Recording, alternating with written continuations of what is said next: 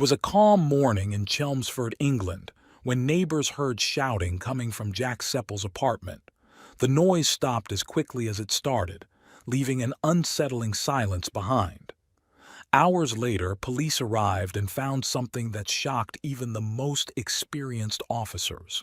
Inside was 19-year-old Ashley Wadsworth, a Canadian who had traveled across the world to be with Jack, the man she thought she could trust and love. How did things go so wrong? What brought Ashley to this heartbreaking moment? As the truth came out, it revealed a disturbing story of love, control, and obsession.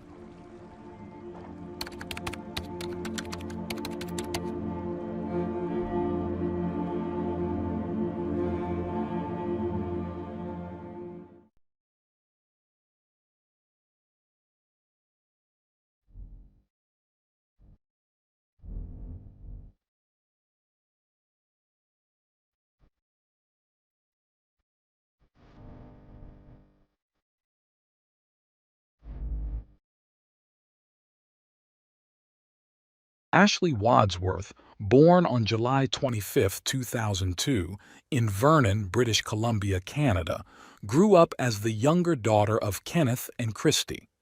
She shared her childhood with her older sister, Haley, in a large and tightly knit family of over 50 relatives, all residing within the same community. After her parents' divorce, her father remarried and had two more children, Crystal and Brandon. Despite these changes, Ashley's connection to her family remained strong, especially with her niece, Paisley, Haley's daughter, whom she cherished deeply. Ashley was known for her vibrant personality. She was outgoing, friendly, and widely loved by friends and family alike. She enjoyed outdoor activities like swimming, horseback riding, and skiing, while also participating in tennis and playing the clarinet. Additionally, she was active on social media, where she frequently shared memes, jokes, and pictures. It was through these platforms that she met Jack Seppel, a boy from Essex, England. Their virtual friendship began in 2015 when Ashley was 12 and Jack was 15. Jack, born on January 9, 1999, had a complex family background. He lived with his mother, Tracy Dalton, and stepfather Ricky, while his relationship with his late father was strained. Jack's family ties were minimal, as he didn't have contact with his brother Jordan, though he remained close to his sister Nadia. Known for his charming yet troubled personality, Jack was described as both humorous and unpredictable. His challenges at school and occasional aggressive behavior were noted by acquaintances. Ashley and Jack were introduced by a mutual friend online. Despite the distance, they quickly bonded over shared interests and spent hours chatting. Using her family's computer, Ashley kept the friendship open to her relatives who were aware of their connection. Over time, their relationship evolved, transitioning from text-based chats to video calls. Jack became a familiar presence in Ashley's life, often sending her gifts, including clothes, teddy bears, and money. Their bond deepened, but Jack's obsessive behavior raised concerns among Ashley's loved ones. During arguments, Ashley would block him, only for Jack to find ways to contact her through new accounts or mutual friends. In one instance, Jack tattooed Ashley's name on his arm, an act her parents deemed excessive. His jealousy and controlling tendencies surfaced as he monitored Ashley's interactions with others, despite maintaining his own relationships with different girls. Ashley, however, remained captivated by Jack. By 2018, at the age of 16, she expressed a desire to meet him in person. Her family, wary of her safety, did not allow her to travel alone overseas. Despite frequent fights and Jack's troubling actions, the pair continued to reconcile. As Ashley entered her late teens, she began saving money from her jobs at fast food restaurants and department stores. Her dream of meeting Jack grew stronger, and with her new financial independence, she purchased a tablet to maintain her privacy online. By November 12, 2021, Ashley, now 19, decided to fulfill her long-held dream. She traveled to the United Kingdom on a 6-month tourist visa to meet Jack for the first time and celebrate her birthday with him. It was her first international trip, marking a milestone in her life. Despite concerns from her family and friends, Ashley's determination and excitement defined her bold choice to embark on this journey. According to those close to her, Ashley traveled to the United Kingdom with hopes of exploring the possibility of living with Jack and perhaps continuing her education there. The two met in person for the first time on November 13, 2021, at London Gatwick Airport. Excited about the encounter, Ashley updated her profile picture that same day to one featuring the pair together. At 22 years old, Jack looked significantly older than Ashley, who was a cheerful and youthful 19. His heavily tattooed appearance, including ink on his face, starkly contrasted with her light-hearted demeanor. Ashley stayed with Jack in his home during her visit. He lived alone in a small apartment within a public housing complex in northwest Chelmsford. While the area had a questionable reputation, the couple spent time exploring more pleasant parts of the city. Initially, Jack appeared to be the loving and attentive partner Ashley had known online. He showered her with compliments and happily posed for romantic selfies. However, he also displayed volatility, which occasionally escalated into cruel behavior. During their time together, Ashley and Jack were inseparable.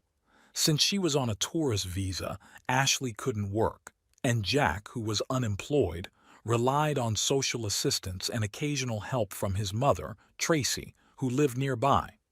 Ashley frequently updated her social media with photos and cheerful captions, showing the couple enjoying their time together.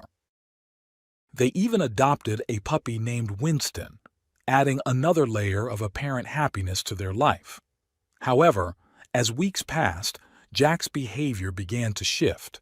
He became reclusive, preferring to stay home smoking cannabis and playing video games rather than going out. This left Ashley, an outdoor enthusiast, feeling confined. Jack's controlling tendencies also grew.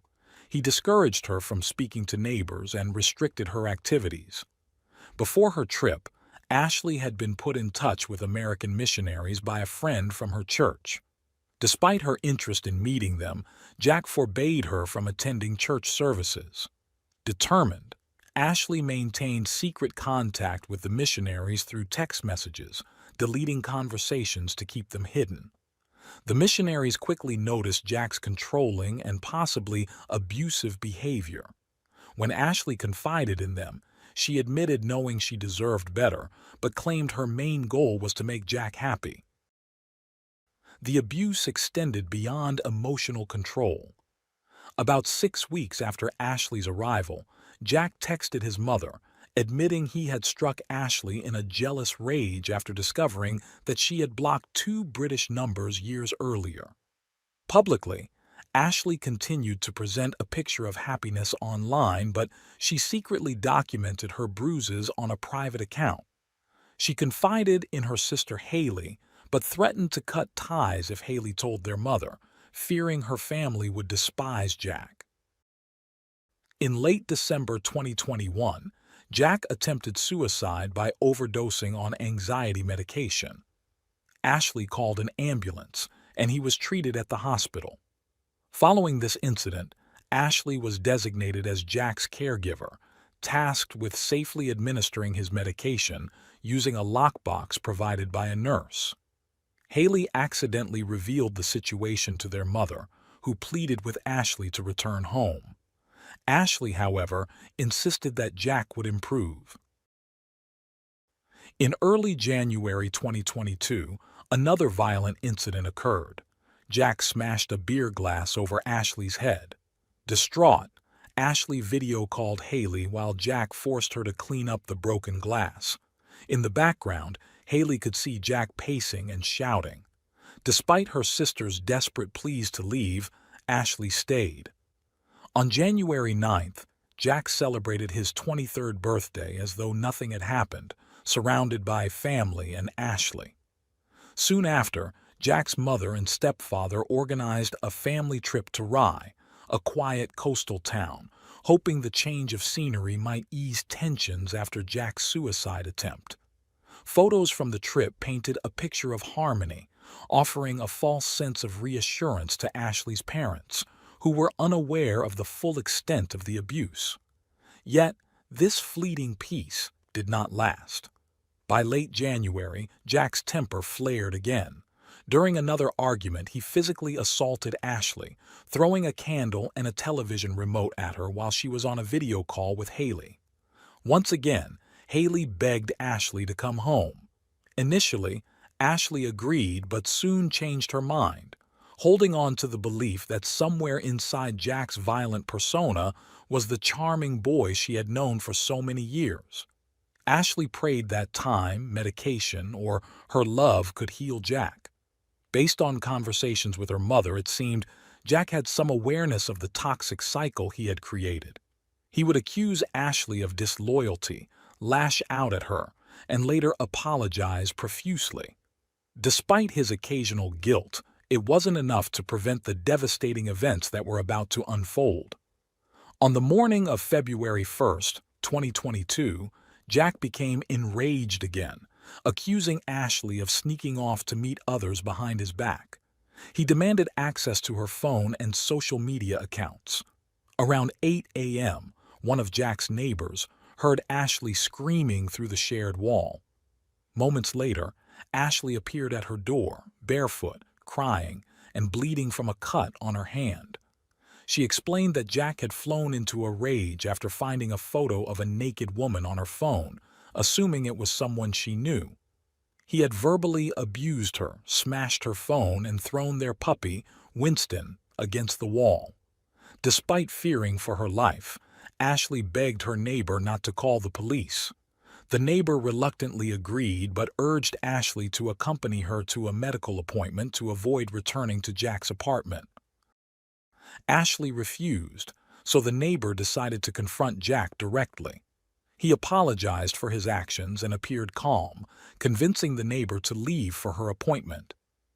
Around 9 a.m., another neighbor, Lucy, brought Jack a package that had been misdelivered. Jack barely opened the door, which Lucy found odd, but dismissed as typical of his standoffish behavior. Meanwhile, Ashley called her family from Jack's phone. It was midnight in Vernon. By this time, Ashley's mother had learned about Jack's abuse after Haley could no longer keep it a secret. Her family immediately booked her a return flight for February 3rd. Ashley told Jack she was leaving in 2 days, and he reluctantly agreed to take her for a COVID test and drive her to the airport. Ashley's mother warned her to go directly to the airport if Jack became violent again, and she warned Jack that she would involve the police if Ashley was hurt. While Ashley's family prepared for her return, Haley reached out to Jack's mother, but she was about to leave for a trip and unable to intervene. Before ending the call, Jack's mother expressed her fear that Jack might harm himself once Ashley left. Ashley's call with her family lasted about 3 hours. When it ended, it was 11 a.m. in Chelmsford and 3 a.m. in Vernon. Minutes later, Jack messaged his mother, confessing that he had attacked Ashley again, throwing her to the ground and potentially fracturing her arm. His mother did not respond. Between 11:22 a.m. and 12:38 p.m., Ashley sent several messages to her family and friends back in Vernon using Jack's phone. Unfortunately, due to the time difference, no one replied. She also messaged her church friends in Chelmsford, pleading for help and stating it was an emergency. Tragically, these messages did not send until hours later, when it was too late. Sometime between 12:38 and 12:45 p.m., Jack strangled Ashley until she stopped breathing. He then retrieved a knife from the kitchen and stabbed her over 90 times in the chest and abdomen. After killing Ashley in such a brutal manner, Jack carried on with his day, even playing video games. He changed his profile picture to one of him and Ashley, captioned, "Always Mine." He also recorded a video message addressed to Haley, in which he expressed love for Ashley and apologized, claiming he couldn't let her go and that his mind wasn't functioning properly. In the video, Ashley's lifeless body was visible beside him. Jack never sent the video but inflicted superficial wounds on his chest, likely to fabricate a self-defense narrative. Meanwhile, Ashley's family woke up in Vernon to find a series of desperate messages from her. Concerned, they contacted a friend of Ashley's in Chelmsford. He went to Jack's apartment. After receiving no response at the door, he called the police and left. It was around 4 p.m. At the same time, Ashley's best friend in Vernon noticed her social media account was active and messaged her in panic. However, it was Jack who responded, pretending to be Ashley. He claimed she no longer needed help, as everything was fine. Jack ignored subsequent messages from Ashley's family and friends, who were growing increasingly frantic. Finally, Jack called his sister Nadia and confessed to killing Ashley. He even showed her Ashley's body during the call. At 4:13 p.m., the police entered Jack's apartment, responding to the earlier call from Ashley's friend. What they found inside was the horrific culmination of a tragic and abusive relationship. Across the globe in Vernon, Ashley's family was frantically trying to contact her. After reading her desperate messages for help and receiving no further response, Haley was convinced the worst had happened. In tears, she called her father and told him she was certain Jack had taken Ashley's life. Kenneth contacted Canadian authorities, expressing grave concern for his daughter's safety in England. Shortly after, he received the devastating confirmation from British authorities. Ashley had been killed. Jack was arrested on the spot, covered in blood, and confessed to the crime, claiming he had experienced a psychotic episode. He was sent to Chelmsford Prison while awaiting trial, scheduled for September 7, 2022, at the Chelmsford Crown Court. Toxicology reports showed that Jack had traces of cannabis and therapeutic levels of his anti-anxiety medication in his system at the time of the crime. Psychiatric evaluations deemed him fit to stand trial. The evidence against Jack was overwhelming, including a video he recorded admitting to the crime. Jack pleaded guilty, and the judge informed him that there was only one possible sentence for his actions: life imprisonment. He was remanded in custody until his sentencing hearing, set for October 10th, to allow Ashley's family to attend virtually. However, her parents chose to travel to Essex to be present in person. During the hearing, the prosecutor detailed Jack's criminal history, shocking Ashley's parents as they learned the truth about the man who had taken their daughter's life. Jack's criminal record dated back to 2014 when, at age 15, he took explicit photos of a girl he had met online. After the girl ended their relationship, Jack hacked her social media accounts and published the images, leading to a restraining order.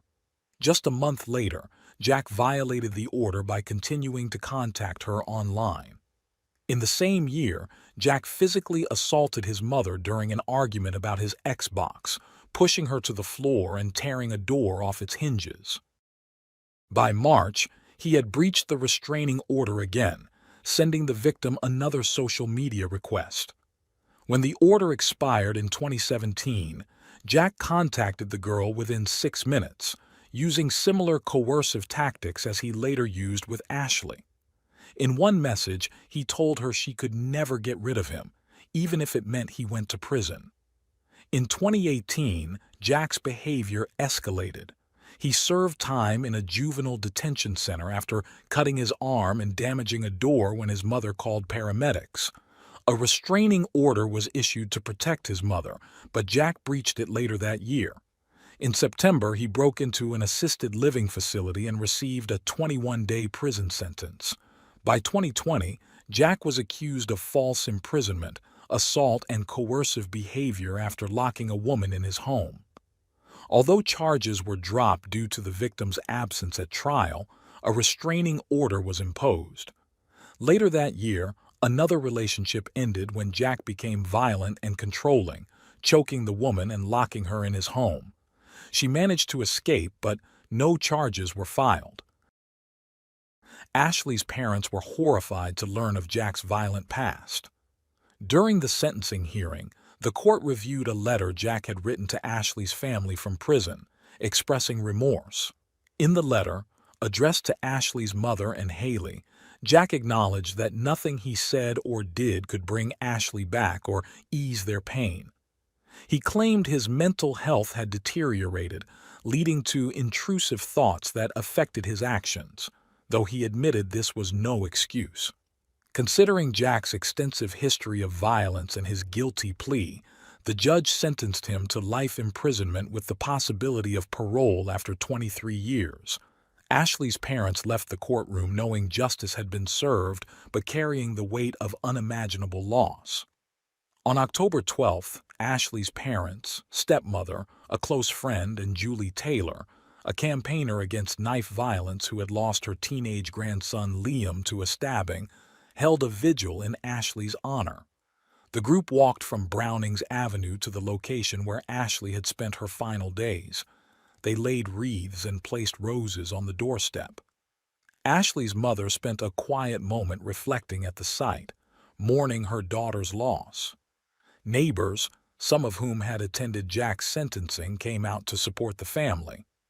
Ashley's remains were repatriated to Canada with the help of hundreds of donations raised through a crowdfunding campaign organized by her family. Her funeral was held on February 23, 2022. The ceremony was live-streamed, allowing more people to participate. Funds remaining after covering funeral costs were donated to a scholarship foundation and a domestic violence support organization. During the service, those who spoke remembered Ashley as a vibrant, adventurous soul with a deep love for nature and an infectious sense of humor. A year after the tragedy, Haley, Ashley's sister, shared in an interview that she believed Ashley sent them signs from above. The family noticed doors opening and closing on their own, and lights flickering without explanation. After the trial, Ashley's father raised concerns about the lack of accessible information about Jack's past. Despite searching his name online before Ashley's trip, the family found nothing alarming. He questioned when the right to privacy should be revoked for someone with a repeated history of violence. In the UK, there is a domestic abuse disclosure scheme known as Clare's Law, named after a victim who was killed by a partner with a history of stalking and threats. The law allows individuals to request information about a person's criminal past and grants police the authority to disclose such information proactively. However, the process can be slow, and disclosure is not guaranteed. Ashley's mother lamented not knowing about this policy, believing she could have submitted a request to British authorities before her daughter's trip.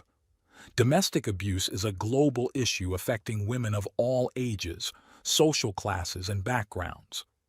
According to the UK organization Women's Aid, a woman in England and Wales is killed by a male partner or ex-partner every 4 days, on average. Despite the warning signs that emerged even during Ashley and Jack's virtual relationship, she chose to ignore them and travel to meet him. It's natural to wonder why someone like Ashley would overlook these red flags. Women's Aid explains that many victims remain in abusive relationships for a variety of reasons, often hoping that their partner's apologies and promises to change will hold true. Abuse often begins once a relationship is firmly established, making it difficult for the victim to leave. For Ashley, despite everything, she believed Jack had a good heart. Deep down, she thought her love could help him change.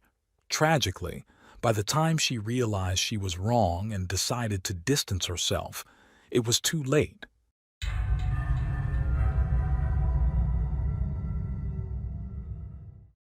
Thanks for tuning in to Unreal True Crime. If you're intrigued by mysteries from around the world, check out our new channel, Latin Crimes, where we dive into the gripping true crime stories of Latin America. Don't miss out. Subscribe now for more thrilling investigations.